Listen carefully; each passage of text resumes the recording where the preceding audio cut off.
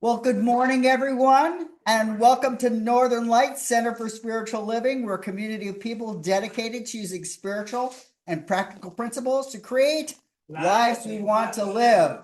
And Northern Lights Center for Spiritual Living offers practical and spiritual tools to make positive changes in our lives. Our promise here is to reveal, inspire, uplift, celebrate, and magnify your greatness. We acknowledge our presence here on the traditional and unceded lands and waters of the first people of Seattle, the Duwamish and Coastal Salish peoples. These people are still here, and we join with them in how they continue to honor and bring to light their ancient heritage. We seek to resist the erasure of Indigenous histories as we work towards honoring and inviting the truth. In a similar fashion, we acknowledge how much of what we know in this country, including its culture, economic growth, and development throughout history and across time, has been made possible by the labor of enslaved Africans and their ascendants who suffered the horrors of transatlantic trafficking, chattel slavery, and Jim Crow. We also name the Asian and Chicano people who toiled with little recognition. We are indebted to their labors and sacrifices, and we must acknowledge the tremors of that violence throughout the generations and resulting impacts that can still be felt and witnessed today. Please join me for our opening song, Woke Up This Morning.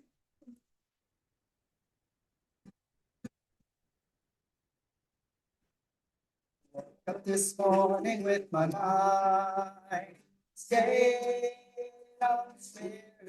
Well, I woke up this morning with my mind.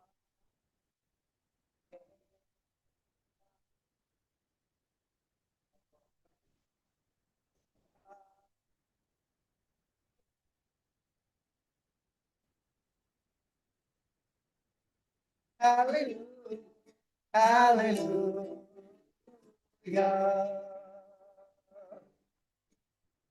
Walking and talking with my mind. Well, I'm walking and talking with my mind.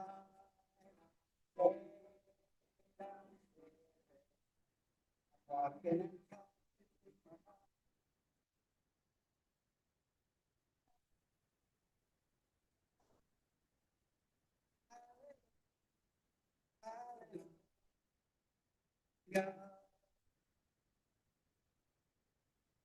all day long. I keep my mind. Stay on spirit. Well, all day long. I keep my mind. Stay on spirit. All day long. I keep my mind.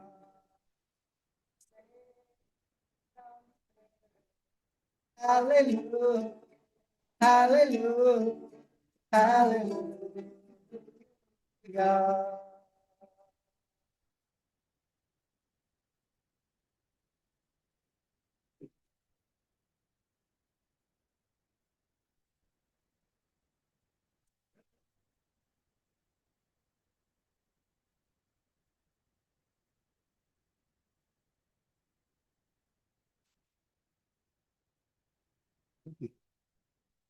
Good morning. This is the time that we set aside each Sunday to allow ourselves to relax, to be calm, to be centered. So I just invite us to find a comfortable spot where you're most comfortable, as comfortable as you can be, and allow your body just to relax and center into that chair, couch, bed, whatever, wherever you may be. We're going to take a few nice deep breaths in to allow ourselves to take in the oxygen that feeds and nourishes our body, and to release the carbon dioxide that feeds and nourishes the plants around us. And so let's take a nice deep breath in and hold it And release. Deep breath in. And release. One more nice, deep, nourishing breath in. And release.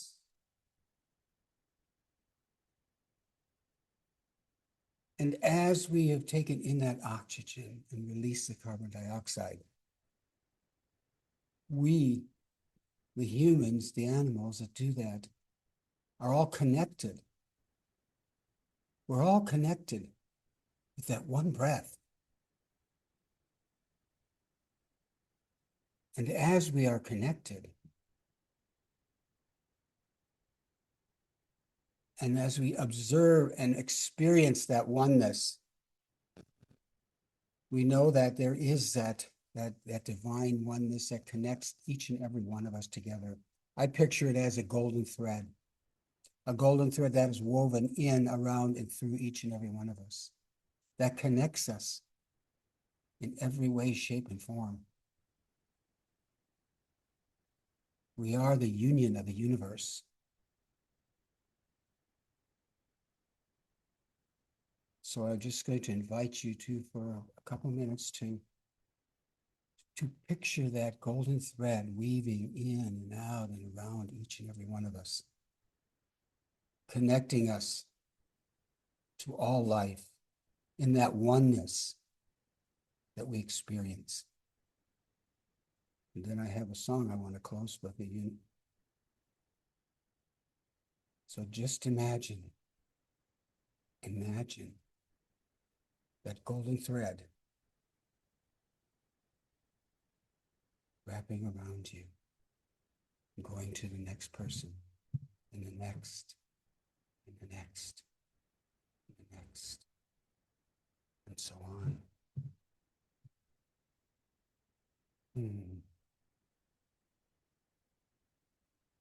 Feel that warmth, connection.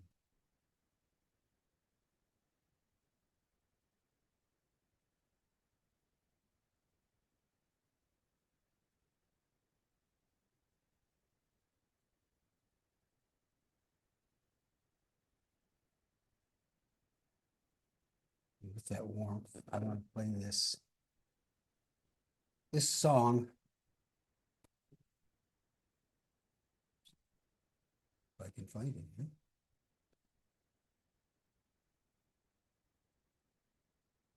It's called Peace, Salam, Shalom. And with that oneness that we share with the universe, we can connect also with peace.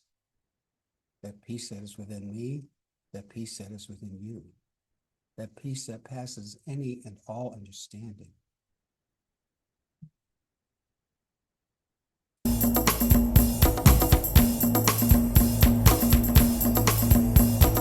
Peace,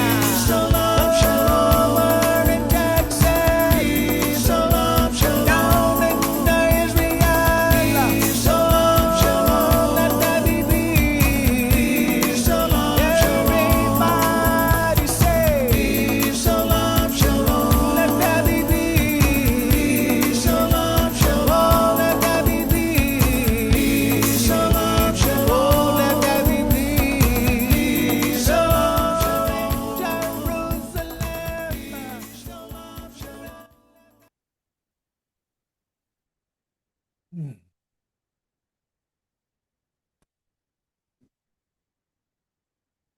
And so with that, I just invite everyone to come back to the room and open their eyes, and so it is.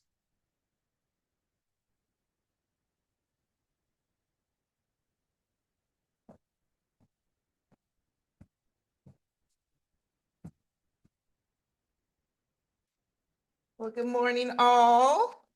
Morning. Reverend Michael's already assumed position. It's that time. We're going to stand and we're going to do our affirmation together. You what? Oh, the parade. Oh, okay. All right. Assume position. Oh, is that what that means? Okay. Well, some folks in here are assuming position. Oh, I guess a lot of people assuming position. Okay. I guess I'm the only one not. So it is.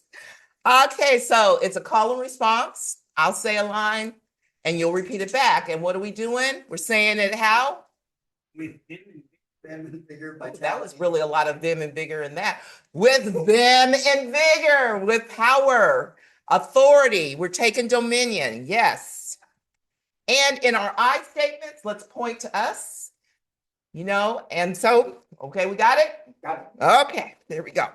God is the only power in my life. God is the only power in my life. Nothing from without Nothing without can touch the perfect life can touch the perfect life of God within me. of God within me. No past experience No past has power over me. has power over me. So I want you to think about those past experiences that still have power over you and say to it, what? No past experience has power over me. I'm a perfect child of God, I'm a perfect child of God, and nothing that anyone has ever done or said and nothing that anyone can interfere with my divine inheritance. can interfere with my divine inheritance. The power of God Power of God is greater than any circumstance in my life. is greater than any circumstance. The strength of God The strength of God is mine to use. is mine to use. Turning away from all feelings of inadequacy, Turning away from, I discover that all that I need I discover that all that I need is within me now. is within me now. As I forgive the past, As I forgive the past, and I do forgive the past, and I do forgive the past, I find that I have nothing to be sorry for I find that I have nothing to be sorry and nothing to run away from. for, nothing to run away from. Casting off the old me, Casting off the old me, I discover my true self. I discover my true self. I take dominion in my life. I take dominion. Old habits have no power over me. Old habits have no power over me. Conditions have no power over me. Conditions have no power over me. And my favorite personalities have no power over me. Personalities have no power over me. Because I take dominion. I take dominion. I am whole. I am whole. I am free. I am free. I am complete. I am complete. Now and forevermore. Now and forever. And so it is. And so it is. Yes. Yes. Ooh, give me another one of those. Yes. Yes. Thank you.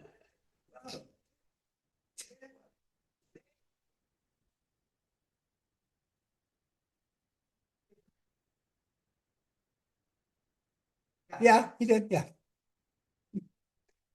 Thank you for checking. That's good. Okay. A reading for today comes from the internet. I'm not exactly sure who, but it was posted by Sen, S-E-N. It's called Understanding the Oneness of Life. There are two ways to perceive life. One, from a point of separation, or two, from a point of oneness. When you perceive life from a point of separation, you can't help but suffer because it disconnects you from the inherent truth of life, which is oneness. When you perceive life from a point of oneness, there is no resistance in you, which obliterates 99.9% of your suffering.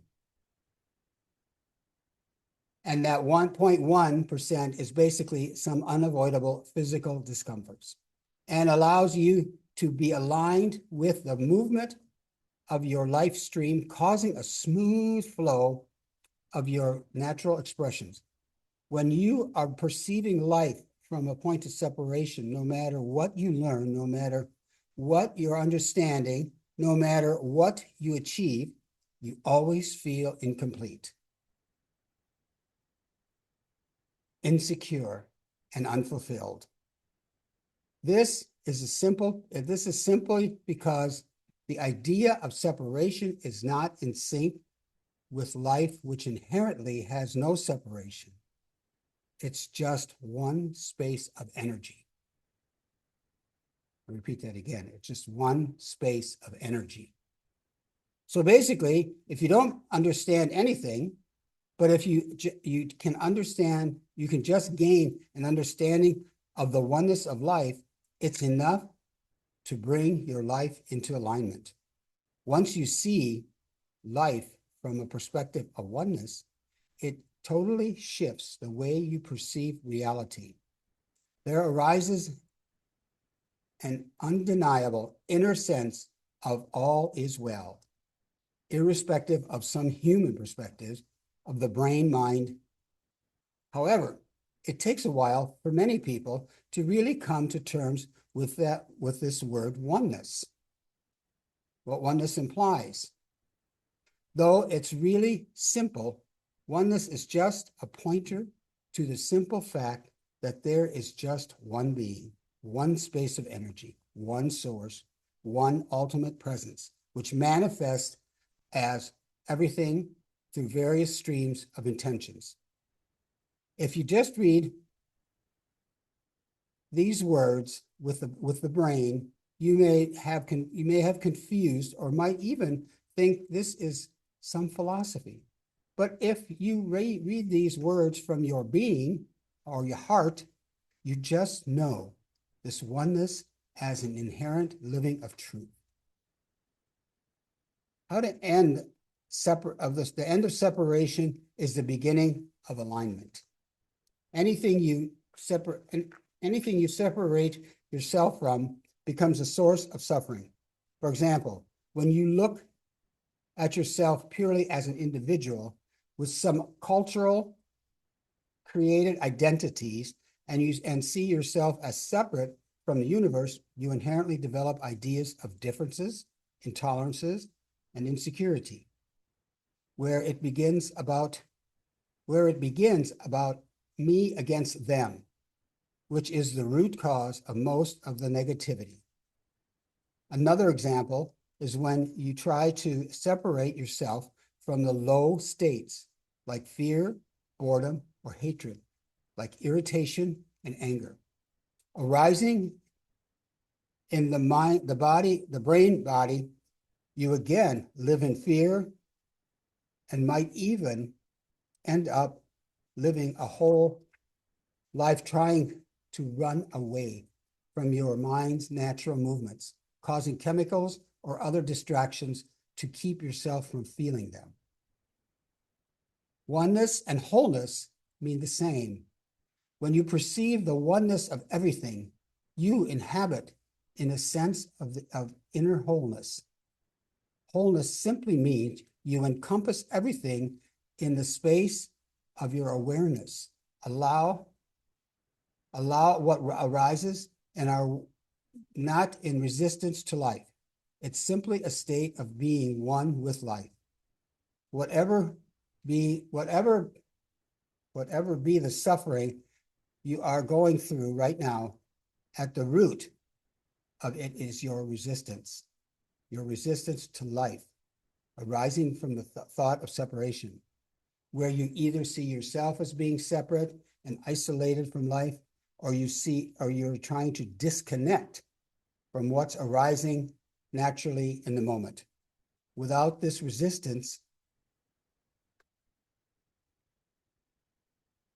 you would not create so much negative momentum within you. You could see the various ways in which your mind creates suffering when it looks at this world from a perspective of separation, some common negative thoughts that arise from the perspective of the separation are below. 1, you feel upset about the success of others in your surroundings with feelings of jealousy and resentment because you don't sense that everything is inherently you as the life energy in different forms.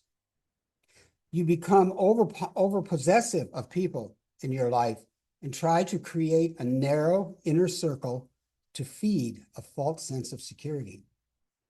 Number 3, you see yourself as superior or inferior to others instead of realizing that everyone is basically a unique expression of the one life, and all expressions have the same value for life as each enables it and a unique experience.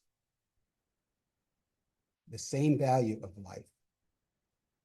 Number 4, you look at life as a struggle where you are constantly battling it out instead of realizing that if you simply align with the life stream, you will be one with the effortless flow of totality, the totality of life, and live out your natural expression, allowing for a deep well-being in your experience.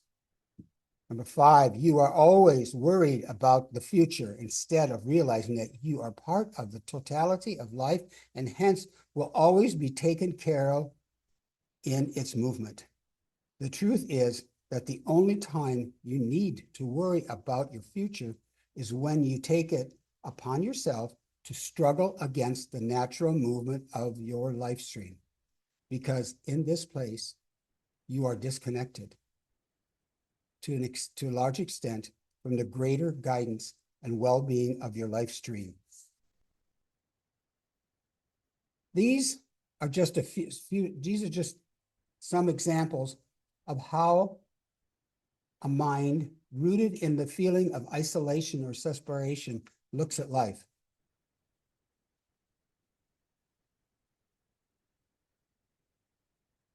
The truth is, if a thought is creating suffering in you, at the bottom of it, there is a belief in separation, where you are not accepting the oneness in all expressions.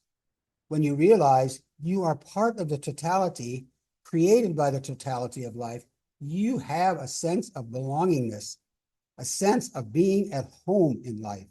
And in this place, you don't have to worry about taking care of yourself because life abundantly takes care of you.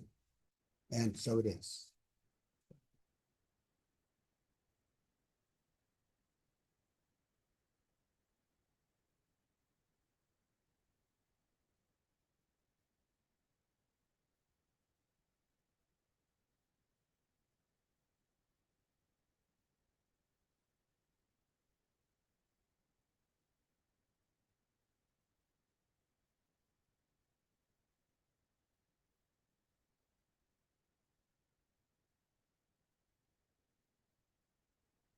So, good morning again. That was 3-year-old, she's 3, Angelica Nero, reminding us what to imagine. So I picked this version of the song for a few reasons. One, because it was so cute. I couldn't resist. I'm just like, she is just the cutest little thing. And especially those, Yeah. I'm just like, okay. But the main reason I selected it is because there's a scripture that speaks to, it says, unless you change and become like little children, you will never enter the kingdom of heaven. Now, in this philosophy, we believe that heaven is a state of mind. It's not some place we go to once we leave this dimension. And if you believe it is, that's fine. But that's not necessarily what we believe. And so it's about being in a state of mind. And one of the ways in which we're saying that to become and get into that state of mind is to act like a child, and children have a lot of characteristics that are quite wonderful. I mean, there are some that can be a little trying, but for the most part, there are just those things you just see it. I mean, when we saw Angelica, it was like, oh, does she really know what she's saying? Because she was saying it with such feeling too. But anyway, there are those characteristics that children have that we could adopt. And one of them is that sense of imagining. Think about when you were a child. Think about those times that you just were in those times of imagination. And think about now as an adult, how you may not have time. You have other things to do that seem more important than imagining. And it's funny because as adults, we call it visualization because it means something different. It's not so childlike, but it is in fact the same thing. However, with imagining, we just allow ourselves to expand, to go beyond. Typically with visualization, we're focusing on what it is we want. So what we know is that this world that we experience every day isn't something we just live in, but it's something we're helping to create. Okay? We're just not here. Some of us are kind of just going along for the ride, but we are always and constantly creating. And it's not just through our actions, it's also with our imagination. Okay? So we know that before there was anything, there was thought.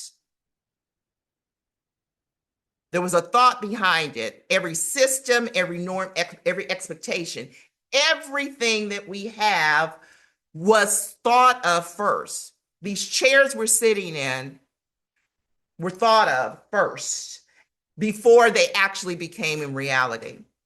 And it came from that imagination. And so when we look at the systems, the norms, the way things are, they all began as an idea that people agreed to believe in. So for instance, for those of you who can see me, you can probably just see a little bit. I have a black shirt on today. Yes. Somewhere, someone decided that we were going to call this color black. And we were going to call this a shirt. Some might call it a blouse. But there was an agreement that we all made that this is black. Now, some people, I don't know if when you're colorblind, if, that might be, that not work with my story that I'm talking about, but you get my point. Black is a good color for color. But anything, there was some kind of agreement. So here's my question for you. And I'm going to have a few questions as we go along this journey, but this is my first one. If enough people believe something, does it make it real?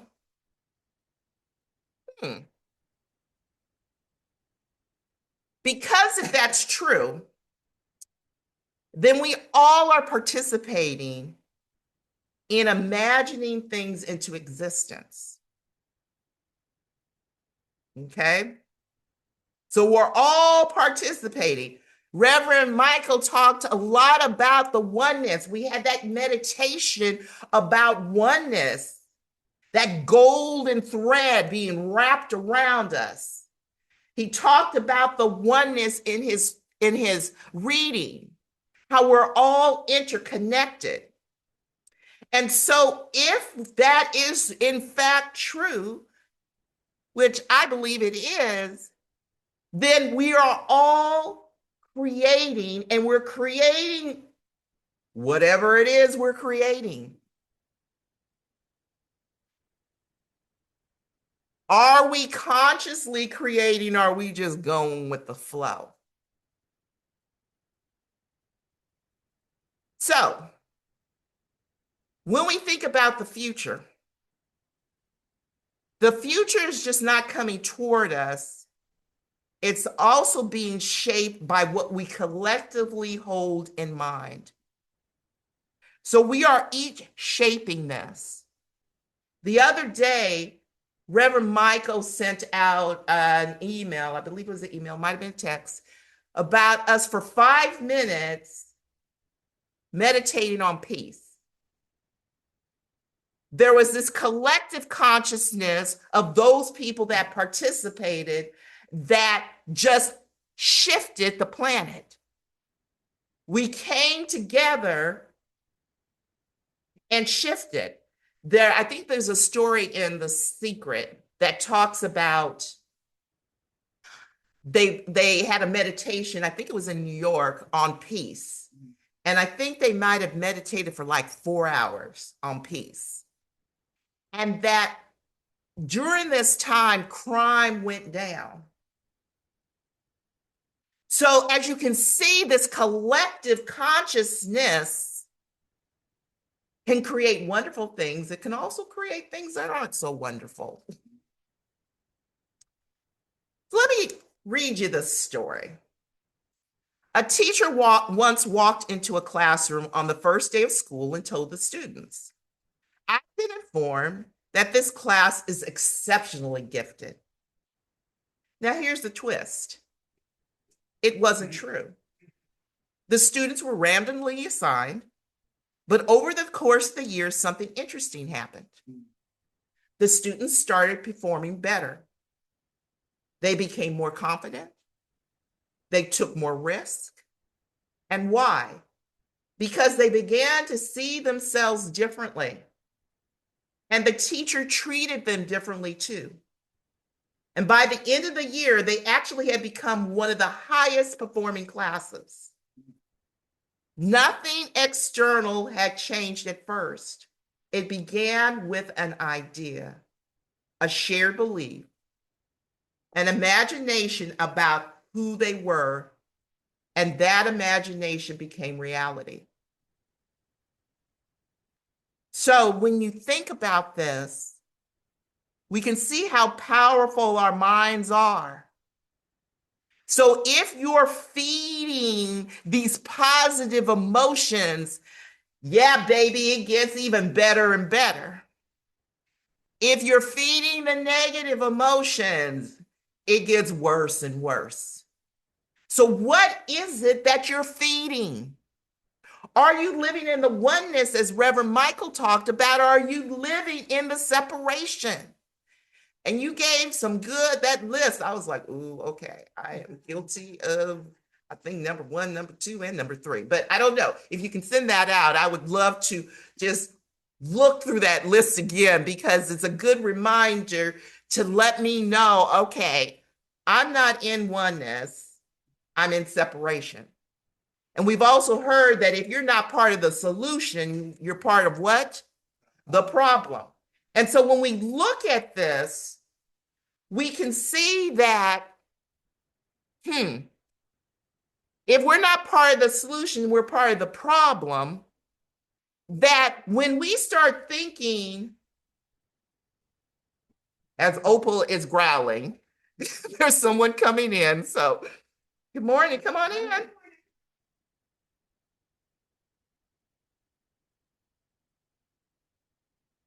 When we're thinking of that place of oneness, coming from that place of oneness, we are thinking what we might call good thoughts, uplifting thoughts, thoughts that are benefiting people. When we're in the separation, we can be thinking not so good thoughts. The other day, I was driving down, I think it was Roosevelt, and there was a man on the street. He had a sign up that said, F Trump. Now, I was in agreement with that. But the thought was, okay, so am I adding to the problem, or am I helping the problem? Am I in the solution? We all know the answer. We all know that I was not helping in that particular case. Now, I don't want to say that we're not entitled to our feelings, because we all are. But I do want to say what we do with those feelings and how we react and how we respond and how we move forward is where the issue comes. Because if we're in, yeah, I'm going to get out the car and stand with you, that is not helping the situation. It's just riling people up and getting them more agitated, which is not what we're wanting to do. We had a peace meditation, and peace feels a lot better to me than being agitated. And we're not getting in that place of peace if we're being in a place of agitation. Okay. So we're often think that we're in a world, it's just as it is. You know, this is what it is. There was a song in one of Tupac's songs, and he said, you know, I was given this world, I didn't create it. And every time I hear that part, I'm like, I beg to differ, because, you know, you're contributing to this. You may not have started this, but you could be perpetuating whatever it is. So we are often, and we are always living inside of a story. This is all a story. Some might call it the Matrix. It's a story. The story we're saying right now is we're here in Burien in this room, or you might be at home on Zoom, listening to me or not listening to me, sitting, standing, whatever it is you might be, but it's a story. I remember when I was in prac class, the instructor was saying whatever she was saying, and someone said, well, Reverend Carmela, where did that come from? She said, I just made it up. So these stories that we're telling each other, these stories that we're telling ourselves, are they stories that are lifting us up, or are they stories that are pulling us down? And when we think about it, what stories are we collectively believing in right now? So that's my next question. What stories are we collectively believing? Are we believing in that story of peace? Are we believing in that story of F Trump? Because that is the opposite of peace. So let's do and think about bringing this closer to home, a little closer to home. Think about a time when you were going someplace, you were going to walk into a room. Could have been a meeting, it could be a social gathering, it could be a family event. You know, we all have those, and we have that feeling about, oh God, is so-and-so gonna be there? You've already have a story in mind. You've already created a story about what's going to happen when you go in there. So let's say the story that you've created is, oh, they're not going to listen. Oh, this is going to be so awkward, or I don't really belong here. And what actually happened? What was your feeling? You kind of felt held back. You might have stayed quiet. It's like, oh, I'm going to just melt in the back of the room. I don't want anybody to see me. I don't want to deal with this. You had interpreted everything through your lenses. Now imagine that same situation, but you got a different story. Your story is, oh, I'm welcomed here. There's something meaningful that I can contribute. People are open to hear what I have to say. Even if nothing else changed, what changed here was your experience. So that's the power of imagination. And it's not just powerful individually, it's also powerful collectively. Because when your energy changes, what changes in the room changes. I had this blind date one time, and he and I we spoke briefly, I think one time before we went on this date. And, I don't know if you've ever been on a blind date before, but, it can be a little uncomfortable because, I didn't know what this man looked like.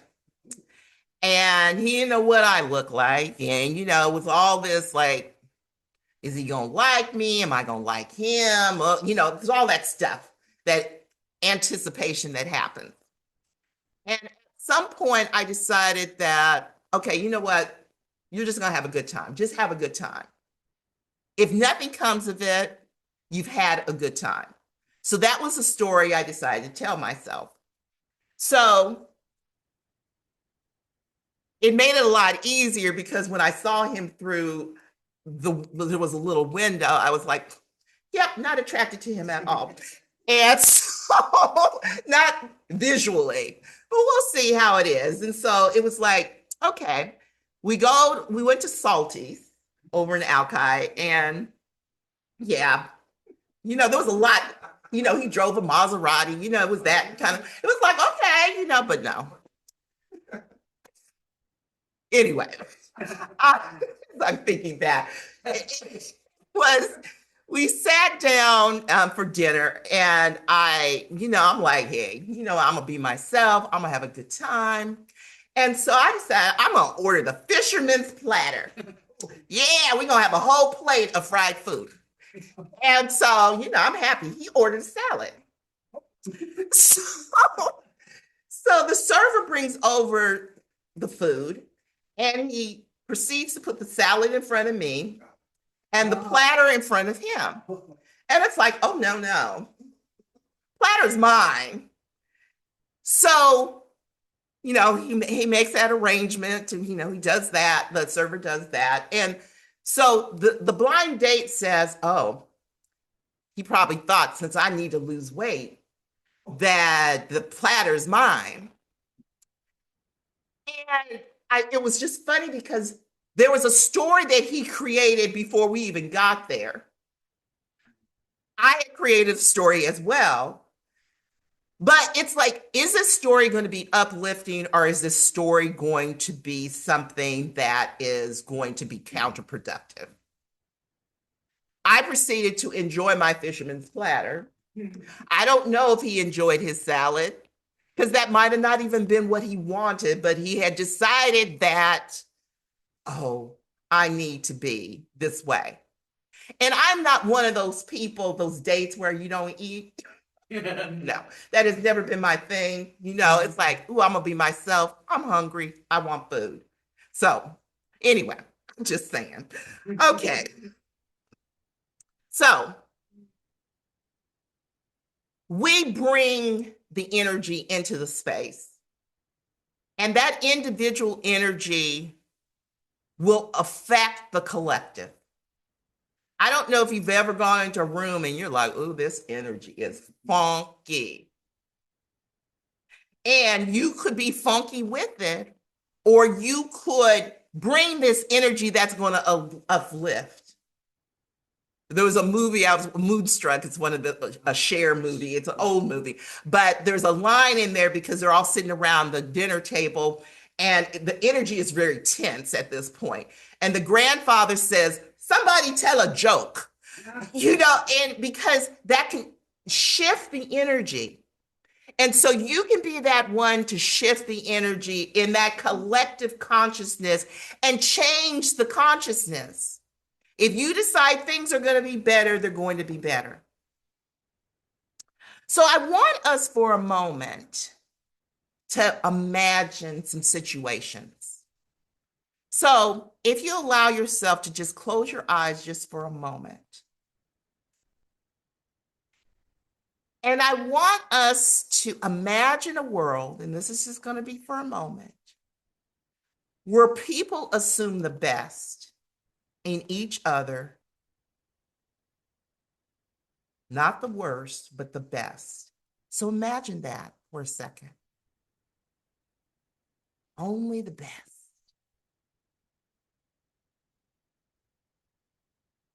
Now imagine a conversation where people are actually listening to you and understanding what you're saying and not just responding. Imagine that.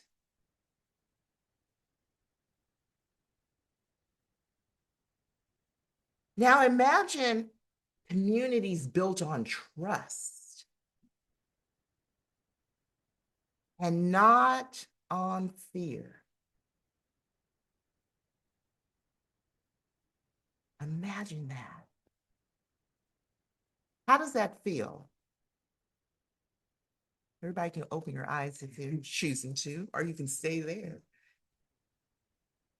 How did that feel? Did that feel good or not good? I'm actually looking for a response. Hmm? Okay, so that was your feeling, that it was all extroverts? Okay.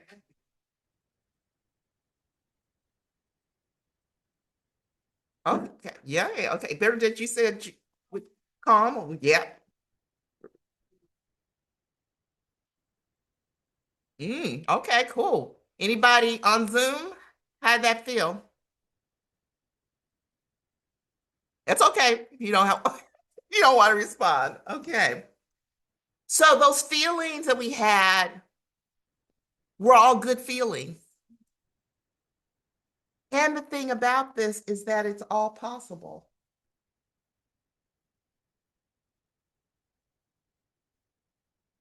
So I want you to know that imagination isn't just about creating something new. It's about reconnecting with what could be. You each closed your eyes and imagined a better world. And there's so many other things that we can imagine. And that's about what could be. I'm thinking at one point, who would have thought we would have had a Black president? This wasn't a thing. Before 2008, it wasn't a thing. But enough people collectively imagined this, and it became. Now, likewise, what's happening right now has also been imagined. So it can go either way. So, how do we imagine a better planet, a better world, and live from that place? Well, one of the things is we have to shift our consciousness. We have to shift our mindset from survival and limitation to one of radical imagination. I'm not talking just imagination, radical imagination and intentional action. So we can imagine all we want, but some action probably is going to need to take place. We talk about in this philosophy, our prayer, we treat, but then what do we say? We treat and move our feet. So it's not enough to just sit on top of the mountain with arms out and go, yes, peace, peace, peace, and then do nothing. It can be very simple because peace comes from you being peaceful, starting with you, and then it can go out. So if I am radiating peace and I'm living from a place of peace, it has a domino effect. Living in a world or imagining a better world and taking action involves a vision of a preferred future. So I'm feeling that everyone in this room, everyone on Zoom, there is a future that we all want to see that is probably looking different than what things look like now. Is that a correct statement? Okay. And so if we can keep our vision, keep our imagination rooted in love, sustainability, equity, inclusion, as Jeffrey said, what we're doing is we're bringing the future into present tense, because the future is coming toward us and then we're going toward it. And so at some point when we meet, that becomes the present. And so let's bring those two things together, but in love, peace, harmony, all those lovely words. So I'm going to give you some ways in which we can go about doing this. And they're going to divide it in 3 ways. There's going to be the imagine it, there's going to be the act it, and then there's going to be, drum roll please, building it. So the first one, number 1, is cultivating the vision. So that's the imagining part. Imagine big and without limits. Give yourself permission to dream beyond what is present, beyond what your limited beliefs can be, beyond what you think is even possible. Go beyond, because that's what imagination does. Think about when you were a child. Children will imagine that they're flying. And I'm not talking about on an airplane, I'm talking about actually flying. In this, when you're imagining big, don't let common sense come into it. Don't let cynicism come into it. The first rule of imagination is anything is possible. We're going to tell a new story. And in this story, we're going to use present tense, because that's what we always, when we pray in the present tense. You are going to vision, and you can write it down, because there's power in your writing it down. This story of what it is you're choosing for things to be, and you can do this for your own life. What story? How do you want your life to unfold? And write it from a place of now, not next week, not tomorrow, but right now. And you want to engage all the senses. You want to be able to see it. You want to be able to smell it. You want to be able to hear it. You want to be able to taste it. You want to be able to feel it. Engage everything.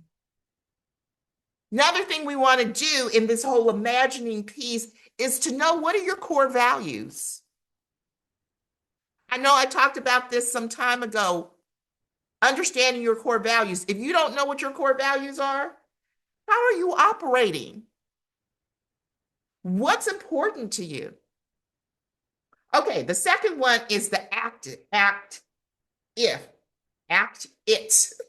I can talk today. I know this. You want to live from a place of acting as if. You want to be the change now. You're not waiting for the world to change. You got to act as if it's a better world now, because that's how you change it. You change it from the inside, not from the outside. You have to be that world. You have to participate in that. And that might be adopting behaviors, new behaviors, new ways of being kinder. Practice now what you want to see globally. If you want peace, be the peace. If you want love, be the love. Reverend Vaughn talked about joy. If you want joy, be the joy. Make decisions based on future. When faced with a choice, ask which option aligns with the world being a better place than I'm creating. So, which option aligns with the better world I'm creating? Better said, that was less clumsy. What's aligning? Just like I saw the sign, I can make a decision to do something different, to think something other than going down the rabbit hole. Practice small, consistent acts.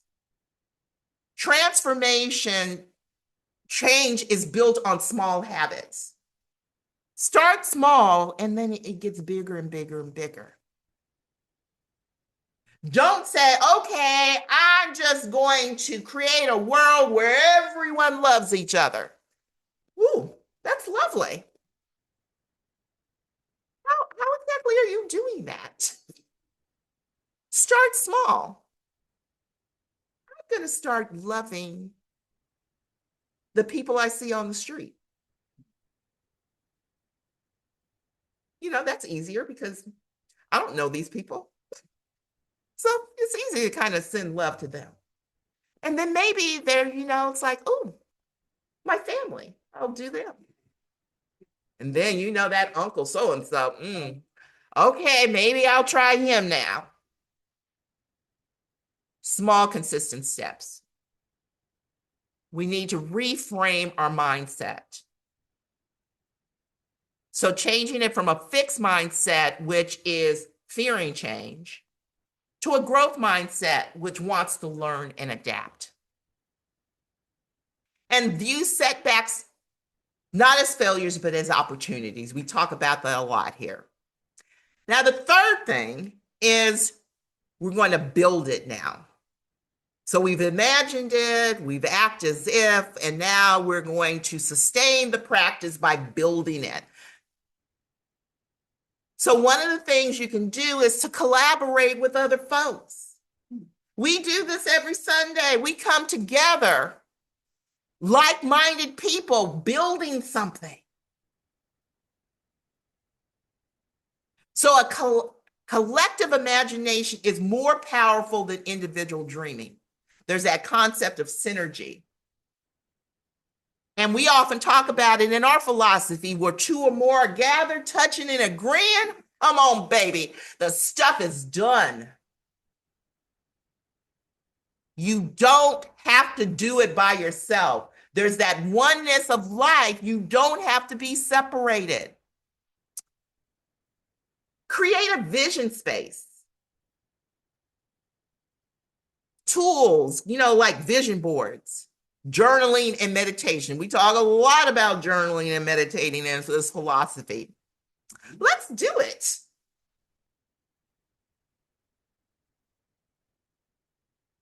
Practice daily gratitude. Now, this is something I do every day. Before I go to bed, I have to have 10 things that I'm grateful for. You know, do what works for you. But gratitude creates more gratitude, creates more gratitude, creates more gratitude, and creates more gratitude. So there's power in imagination, yes? And not just individually, but collectively. Because the stories we believe don't just describe reality, they shape it. So create some new stories. You don't have to live by the old stories. You don't have to live in the oh, woe is me. So here's our life work and how I'm going to close us out. Question: what kind of world am I helping imagine? That's the question. What kind of world am I helping to imagine? Through your expectations, through your beliefs, through the way you see others, Are you reinforcing fear? Or are you making space for something better? So that's our life work. Are we up for it? Yes. Yes, okay. Because the future isn't just something we step into. It's something we're imagining together, that oneness. And even the smallest of shifts can begin to change the entire world, the entire planet. And so it is. Reverend Michael, our closing song.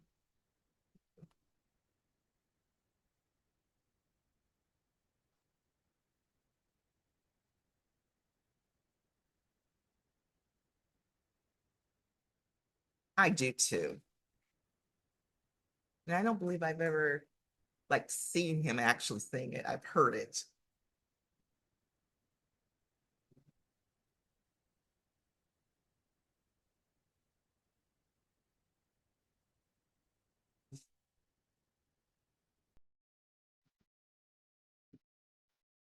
Did she? Yeah, rap. I see trees of green.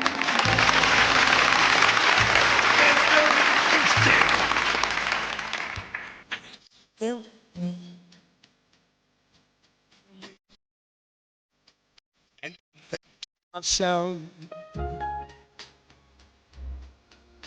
what I want to do.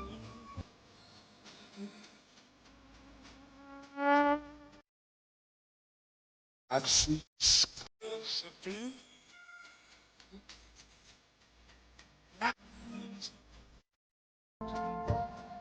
Bright blessed days, dark sacred nights, and I think to myself,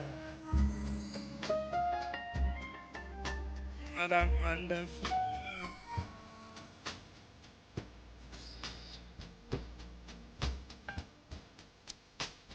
Colors of the rain, so pretty in the sky, also the flowers are beings.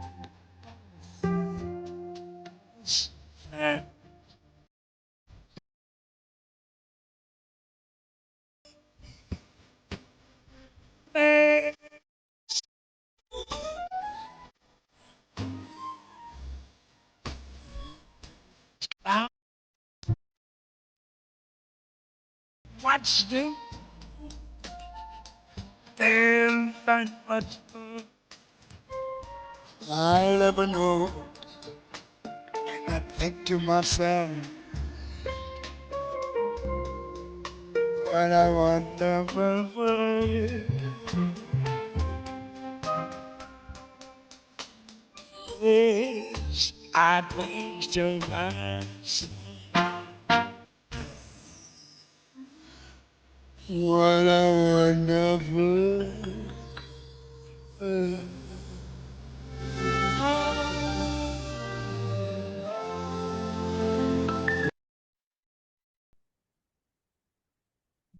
Oh,